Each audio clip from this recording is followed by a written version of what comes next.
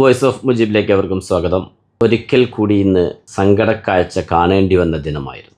ഇത് 3-ാം തവണയാണ് 90 പിന്നിട്ട് സൂര്യവംശി സെഞ്ചുറി നേടാതെ പുറത്താകുന്നത്. കഴിഞ്ഞ മത്സരത്തിൽ സൺറൈസ് ഹൈദരാബാദിനെതിരെ ചരിത്ര നേട്ടത്തിലൂടെ സെഞ്ചുറിയിലേക്ക് എത്താൻ അവസരമുണ്ടായിരുന്നു. പക്ഷേ അവിടെ പ്രഫുൽ ഹിംഗയുടെ പന്തിൽ പുറത്താകുന്നു.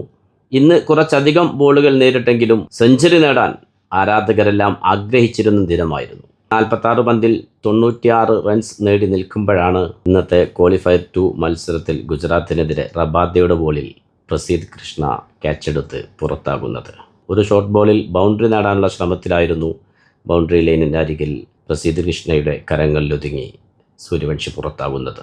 ഗാലറി ഒന്നടങ്കം നിശബ്ദമായ, ഒന്നടങ്കം സങ്കടപ്പെട്ട നിമിഷമായിരുന്നു അത്. അർഹതപ്പെട്ട സെഞ്ചുറി തന്നെയാണ് ഇന്നും സൂര്യവംശിക്ക് നഷ്ടമായത്. ഇന്ന് പതിവ് ശൈലിയിൽ തുടങ്ങാൻ സൂര്യവംശിക്ക് കഴിഞ്ഞില്ലെങ്കിലും ആ ഒരു പിച്ചിൻ്റെ അവസ്ഥയെ വെച്ച് നോക്കുമ്പോൾ നല്ലൊരു പ്രകടനം തന്നെയാണ് ഇന്നും കാഴ്ചവെച്ചത്. കാരണം ആദ്യ ഓവറിൽ തന്നെ മുഹമ്മദ് സിറാജിൻ്റെ പന്തിൽ ജയ്സ്വാളിന് നഷ്ടമാകുന്നു. 2-ാം ഓവറിൽ റബാദയുടെ ബൗളിങ്ങിൽ ജൂറലിന് നഷ്ടമാകുന്നു. അവിടെയാണ് സൂര്യവംശി പ്രായത്തേക്കാൾ പക്വത കാണിച്ചു എന്ന് വേണം പറയാൻ. ആദ്യ 2 ഓവറുകൾ തന്നെ വിക്കറ്റ് നഷ്ടമായപ്പോൾ എക്സ്പീരിയൻസ് ഉള്ള രവീന്ദ്ര ജഡേജയാണ് പിന്നീട് ബാറ്റിങ്ങിന് പറഞ്ഞയച്ചത്. അതുകൊണ്ട് തന്നെ ജഡേജയുടെ വ്യക്തമായ നിർദ്ദേശങ്ങൾക്കനുസരിച്ചുകൊണ്ട് തന്നെയാണ് സൂര്യവംശി ബാറ്റേന്തിയത്. അതിനാൽ കൂടുതൽ ബോളുകൾ ഇന്ന് കളിക്കാൻ സൂര്യവംശിക്കായി. കാരണം ഇന്നത്തെ സിറ്റുവേഷൻ കുറച്ച് അപകടം നിറഞ്ഞതായിരുന്നു. പ്രവചനാതീതമായ ഒരു പിച്ചായിരുന്നു. പന്തുകളുടെ സ്വഭാവം മനസ്സിലാക്കിയെടുക്കാൻ ചില പന്തുകളൊക്കെ പ്രതീക്ഷിച്ചതിനേക്കാൾ കൂടുതൽ ബൗൺസ് ആകുന്ന കാഴ്ചകൾ കണ്ടു. അതിലൊരു ബൗൺസർ ഹെൽമെറ്റിൽ തട്ടി അല്പനേരത്തേക്ക് ഒരാശങ്കയുണ്ടാക്കി. എങ്കിൽ പോലും കളി തുടരാൻ കഴിഞ്ഞു. അതിനിടയ്ക്ക് രവീന്ദ്ര ജഡേജ റിട്ടയർഡ് ഔട്ടാവുന്നു. പിന്നീട് വന്ന ക്യാപ്റ്റൻ പരാഗിന് കൂടുതൽ കളിക്കാൻ കഴിയാതെ പെട്ടെന്ന് പുറത്താകുന്നു. ബാറ്റിങ്ങിന് സ്ഥാനക്കയറ്റം കിട്ടി ആർച്ചർ എത്തുന്നു. ആർച്ചറും പെട്ടെന്ന് പുറത്താകുന്നു. പിന്നീട് വീണ്ടും രവീന്ദ്ര ജഡേജ തിരിച്ചെത്തുന്നു. അവിടെയാണ് സൂര്യവംശി 50ലേക്ക് എത്തുന്നത്. അങ്ങനെ ജഡേജയുമൊത്തുള്ള വീണ്ടും ഒരു പാർട്ണർഷിപ്പിലൂടെയാണ് സെഞ്ചുറിക്കരികിലേക്ക് എത്തുന്നത്. നിർഭാഗ്യവശാൽ 96 റൺസിൽ പുറത്താകുന്നു.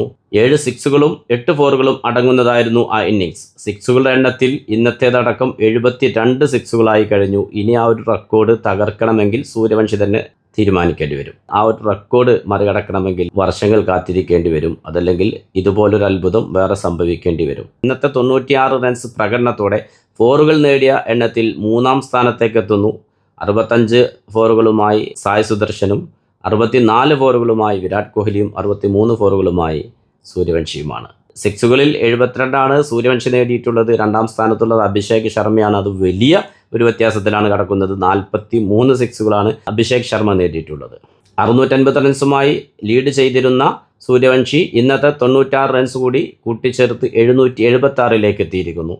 2-ാം സ്ഥാനത്തുള്ള സായ് സുദർശൻ 652 റൺസാണ് നേടിയിട്ടുള്ളത്. അതായത് ഇനി സൂര്യവംശിയുടെ ആ 776 മറികടക്കണമെങ്കിൽ സായ് സുദർശന് 124 റൺസ് കൂടി 125 റൺസ് കൂടി നേടേണ്ടിയിരിക്കുന്നു. വലിയൊരു അത്ഭുതം തന്നെയാണ് ആ കൊച്ചു പയ്യൻ ക്രീസിൽ നടത്തിക്കൊണ്ടിരിക്കുന്നത്. സത്യത്തിൽ ഇന്ന് പേസ് ബൗളിങ്ങിന് അനുകൂലമായ അന്തരീക്ഷമാണ് നമുക്ക് മത്സരം കണ്ടപ്പോൾ മനസ്സിലാക്കാൻ കഴിഞ്ഞത്. സ്പിന്നിന് യാതൊരു ആനുകൂല്യവും ഇല്ല. റബാദയും സിറാജും പ്രസീദ് കൃഷ്ണയും ജേസൺ ഹോൾഡറുമെല്ലാം. ജേസൺ ഹോൾഡർ വെറും 27 റൺസ് മാത്രമാണ് 4 ഓവറിൽ വിട്ടുകൊടുത്തത്. 2 വിക്കറ്റുകളും നേടിയെടുത്തു. ബൗളർമാരെല്ലാം മികച്ച പ്രകടനം തന്നെയാണ് കാഴ്ചവെച്ചത്. അവർക്ക് പിടിവിട്ടത് അവസാന ഓവറിൽ തന്നെയാണ്. അവസാന ഓവർ എറിയാൻ റാഷിദ് ഖാൻ മാത്രമാണ് ബാക്കിയുണ്ടായിരുന്നത്. വാഷിംഗ്ടൺ സുന്ദർ 2 ഓവർ ബൗൾ ചെയ്തിരുന്നു. പക്ഷേ ക്യാപ്റ്റൻ കൂടുതൽ വിശ്വാസം അർപ്പിച്ചത് റാഷിദ് ഖാനിലായിരുന്നു.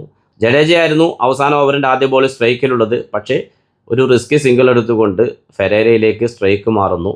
ഫെരേര അത്ഭുതപ്പെടുത്തുന്ന പെർഫോമൻസാണ് ഇന്നും കാഴ്ചവെച്ചത്. അത് രാജസ്ഥാന് കിട്ടിയ വലിയൊരു മുതൽക്കൂട്ട. ബേസിക് തുകയായ 1 കോടിക്കാണ് ഫെരേരയെ സ്വന്തമാക്കിയത്. പല മത്സരങ്ങളുടെയും റിസൾട്ട് തീരുമാനിച്ചത് അയാളുടെ ആ ഒരു പ്രകടനം കൊണ്ടാണ് പലപ്പോഴും ഉണ്ടായിട്ടുള്ളത്.